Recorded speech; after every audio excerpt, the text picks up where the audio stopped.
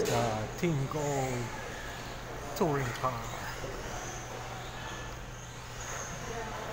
Shakedown run.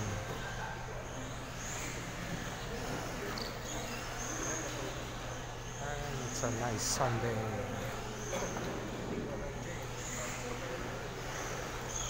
The drifters are all on the first floor. They have a big event.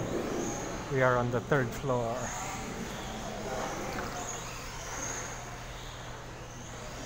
So this is now my latest creation. And my driver is very happy. Initial run is already good feel, and it's now a matter of fine-tuning.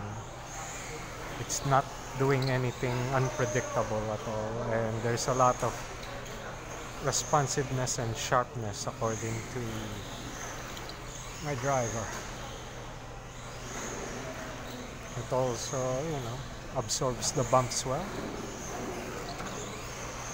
Steering precise. Rear end gives good grip. Corner speed does not stop. So, yep. Let's take a closer look at the chassis.